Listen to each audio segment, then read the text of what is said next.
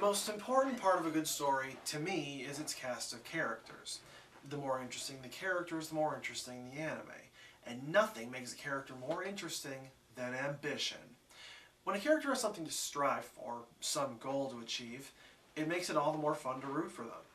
So what kinds of ambitions do our anime heroes strive for? What exactly are we rooting for them to do? Luffy? I decided long ago that I'm gonna be king of the pirates. If I have to die fighting for that. A lofty goal. I am right there beside you for that. Light Yagami, your goals? そして僕は新世界の神となる。Ah, noble quest indeed. How about you, Yamada? One goal for high school. It's practically a lifelong dream. I'm gonna have sex with 100 guys! Sounds like fun. Naruto? Just watch. Someday I'll be who. Wait. What was that last one? Gonna have sex with 100 guys! Yeah, I thought that's...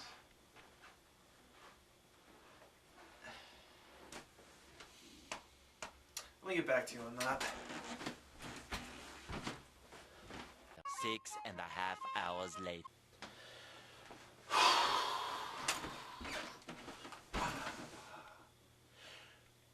Why didn't I go to high school in Japan?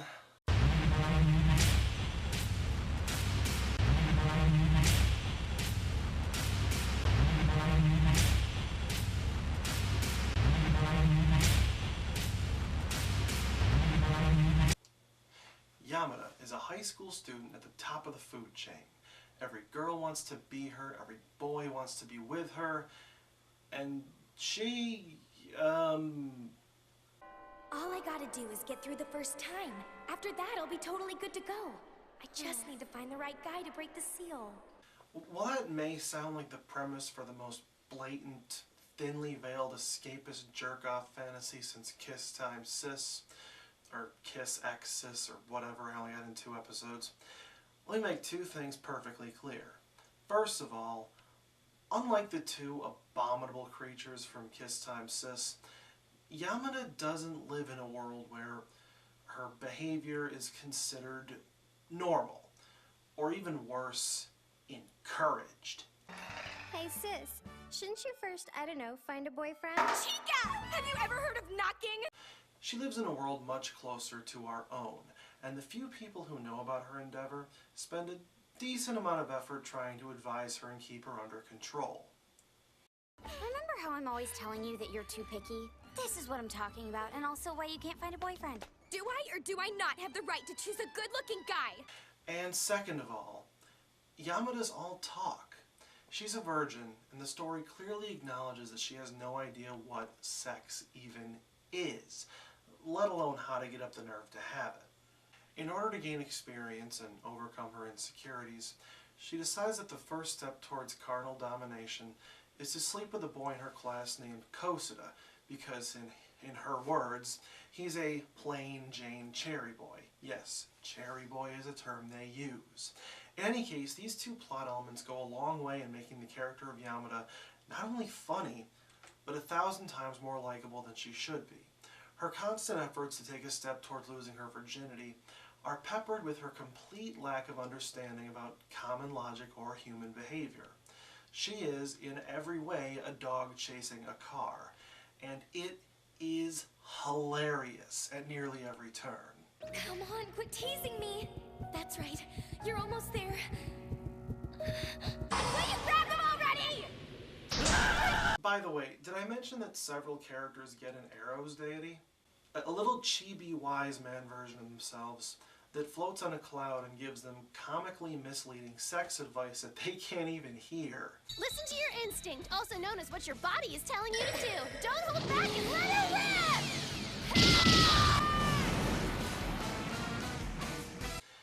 Yes, that element could easily become annoying, and probably will for some people, but unlike the narrator from Okami-san, we'll review that in the future, they only appear once in a while and remain consistently funny when used. Hasn't noticed. Don't be offended, she only notices the naughty stuff. You could take them or leave them, but I thought they were great. Now, as far as the dub writing is concerned, Well, I'm going to play a few phrases. Let's see if you actually recognize any of them. Finding a card-carrying virgin cherry boy who's also a hottie. He doesn't need to know I have slutbox friends. What the crap? It's like so PDA up in here. I'm totes being stalked by a clone with a mustache. And you're totes the luckiest girl alive. Now, if the dated slang seems familiar, it's because this is a Jamie Marchi script, and her dialogue has a habit of being a bit slangy of the times. Miss Marchi has always had a tendency to go overboard with her writing style, and with so few limitations, to put it bluntly, Yamada randomly blurts out the most inappropriate things. And much like the dub for Panty and Stocking, Marchi's writing can occasionally reek of trying too hard to be the cleverest person in the room. Thankfully, the actors do a pretty damn good job with it, especially Yamada's VA. Her voice is supplied by Brittany Karbowski, who's been rapidly climbing up my favorites list lately. I am convinced that she can deliver any line you put in front of her, no matter how ridiculous or obscene, without losing a single drop of sincerity. She goes a long way towards making this a highly recommendable dub. The other actors do their jobs really well too. Jeremy Lee does a commendable job going out of her comfort zone, and I know she gets typecast a lot, to play Yamada's long-suffering best friend and straight man foil Miharu.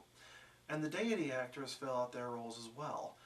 But Brittany is really the one who makes the script hers. What is that thing? I'm leaving! Scott Freeman doesn't have a particularly difficult job playing a character like Kosada. He's bland and ordinary, but compared to most anime male leads, he's actually rather unique.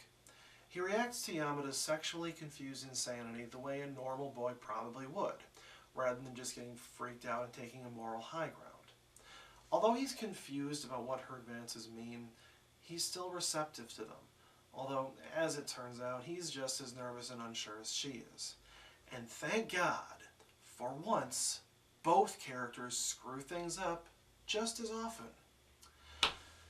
In addition, there are a few other elements at play dealing with Miharu's boyfriend, Yamada's younger sister, Kosada's childhood friend, who of course is in love with him, Kosada's oldest sister, who, and I'm happy to say they actually act like brother and sister. But the main subplot deals with Kyoko Kanajo, a rich transfer student from America and rival for Yamada.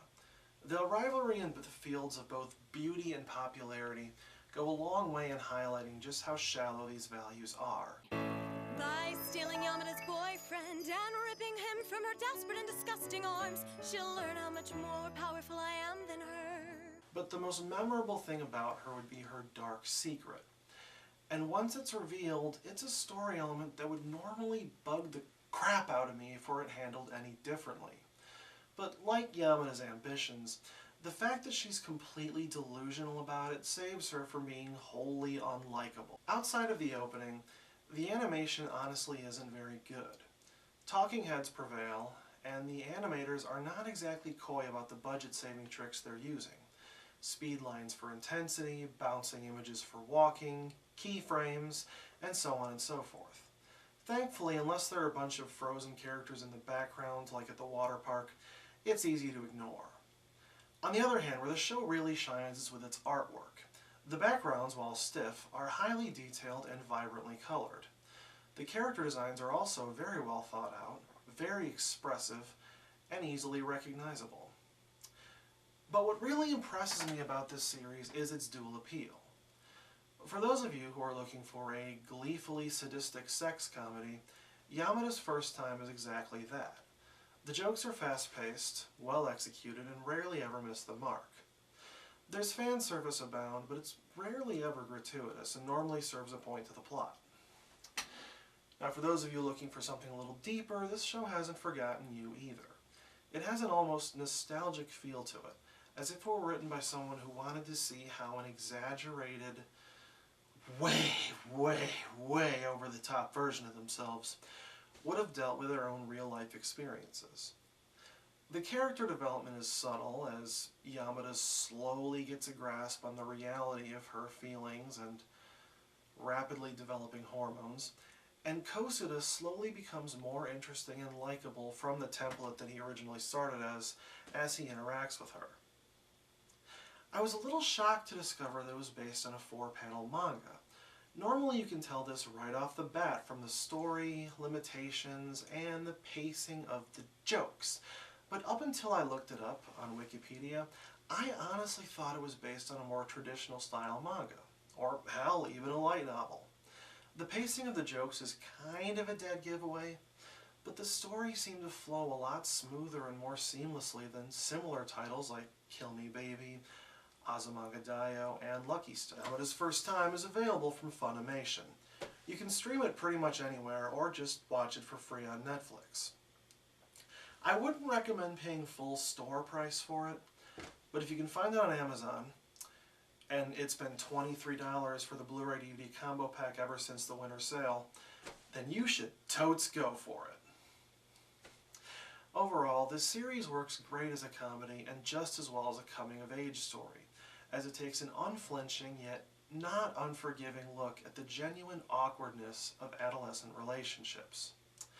It has a few minor hiccups, and we never do find out where Yamada's thirst for sexual conquest came from, but it's hard to deride a show that's this consistently funny and unpredictable. I give Yamada's First Time an 8 out of 10. I'm the Fullmetal Narcissist, and you're welcome.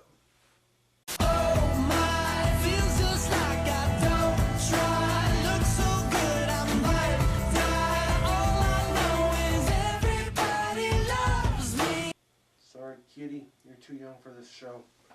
Go.